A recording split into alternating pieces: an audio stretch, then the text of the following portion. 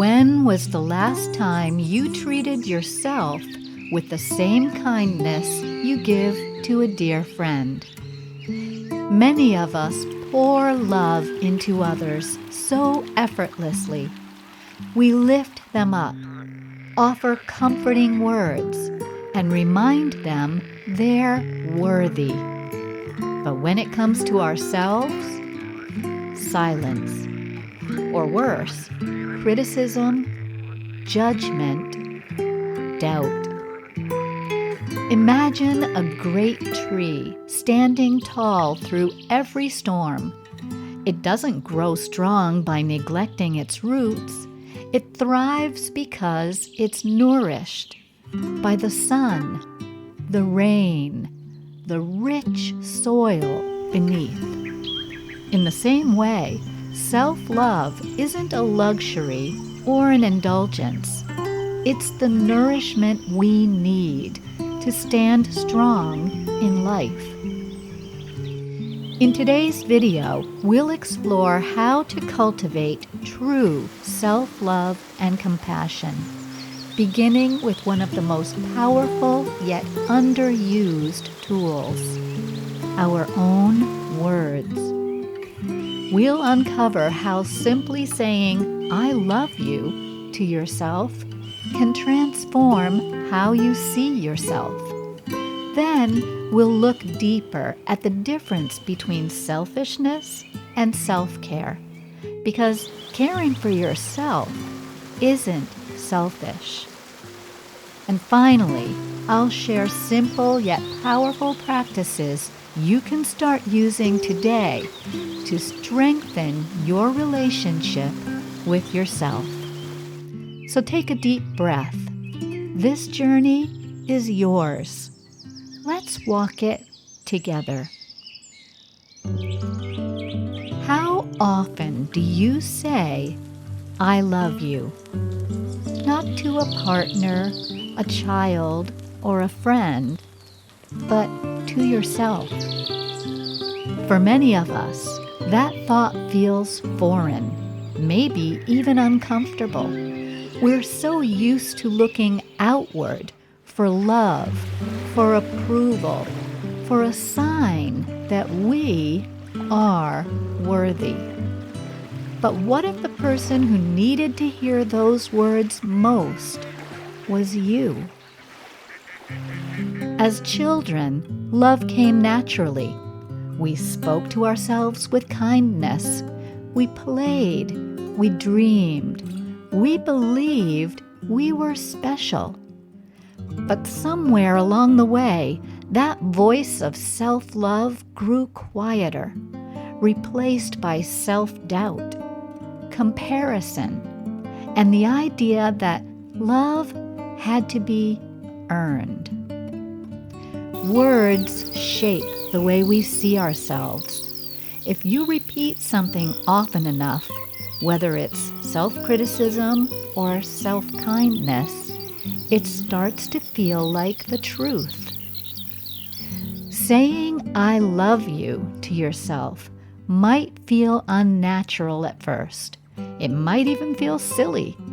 But imagine speaking to yourself as you would to a dear friend. Imagine planting seeds of kindness within your own heart, watering them with compassion, and watching them grow into something strong, something unshakable. Self-love is what keeps us rooted. It's what allows us to weather life's storms without breaking. Many of us have been taught that self-love is selfish, that focusing on ourselves means neglecting others. But this couldn't be further from the truth. Just as you can't pour from an empty cup, you can't fully love and support others if you're running on empty yourself. Loving yourself isn't about ignoring others. It's about nurturing the foundation from which all love flows. The more you pour kindness into yourself, the more you have to give to the world. If the thought of saying, "I love you" out loud feels overwhelming, start small. Whisper it in your mind. Write it down. Hold a hand over your heart and simply sit with the words, allowing them to settle. Over time, this small act becomes a powerful anchor, a reminder that love doesn't have to come from outside of you. It can begin within. The more you practice, the more natural it feels. And one day, you'll say those words, not with hesitation, but with certainty. And when that day comes, you'll realize something profound. You were worthy of love all along. Self-love isn't just about the words. It's about action. And one of the biggest obstacles we face is the belief that taking care of ourselves is selfish. But is it? In our next segment, we'll uncover the truth about self-care and why it's not just important, but necessary. Let's explore that next. Have you ever felt guilty for putting yourself first? Maybe you hesitated before saying no, fearing you'd disappoint someone. Maybe you ignored your exhaustion because somewhere deep down you believed resting meant you weren't doing enough. We've been taught that prioritizing ourselves is selfish, that to be a good person, we must always give, always be available, always say yes. But here's the truth. Self-care is not selfish. In reality, it's exactly what we need if we want to show up fully for the people we love. There's a difference between selfishness and self-care. Imagine two trees standing side by side. One is nourished, its roots deep, its branches full. It offers shade, fruit, and beauty to those who pass by. The other tree, neglected and drained, has little to give. It's not that one tree is better than the other. It's just that without nourishment, it can barely survive, much less thrive. The same holds true for us. Only when we nourish ourselves can we truly give to others. Being selfless doesn't mean emptying yourself completely. In fact, if you keep pouring from a quickly draining cup, never replenishing the life-giving liquid within, eventually there's nothing left to give. So why does self-care feel so hard? Because many of us were raised to believe that our worth is measured by what we do for others. That rest is a reward, not a necessity. That saying no makes us unkind. But if we look to nature, we're reminded of a universal truth. Even the ocean, powerful and vast, has moments of stillness. The tide flows in and out, not just giving, but receiving. And we too must learn to do the same. What if instead of seeing self-care as selfish, we saw it as maintenance? Just as you water a plant so it can thrive, you must care for yourself so you can show up in your life strong, present, and whole. Taking time to rest, nourish your body, and protect your peace isn't taking away from anyone. It's ensuring that when you do give, you're giving from a place of strength, not depletion. If self-care feels overwhelming, start small. Here are a few simple ways to care for yourself today. Take 5 minutes to step outside, breathe, and reset. Say no to something that drains you. Set aside time for something that brings you joy. Reading, stretching, listening to music. Allow yourself to rest without guilt. Speak to yourself with the kindness you offer others. The more you care for yourself, the more energy you have to give, not out of obligation, but out of abundance. Now that we understand the difference between selfishness and self-care, let's take it a step further. Let's explore simple, mindful exercises to cultivate self-love. From power stances to mirror affirmations, let's walk this path together. Self-love isn't just something we feel. It's something we practice. Like a garden, it needs tending. And the way we carry ourselves, the words we speak to ourselves, and the simple moments of presence we create can all nurture that love from within. Today, let's explore 3 mindful practices to strengthen your connection with yourself. Small but powerful ways to embody self-love in your daily life. How we carry our bodies influences how we feel. Think of a tree, deep roots planted in the earth, its branches reaching skyward. It knows its strength, even in the face of the wind. And so do you. The power stance is a simple way to remind your body and mind of your strength. Stand with your feet firmly planted, hands on your hips, chest open. Breathe deeply.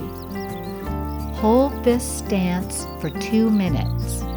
It might feel small, but studies show that standing like this can boost confidence, lower stress hormones, and help you feel more in control.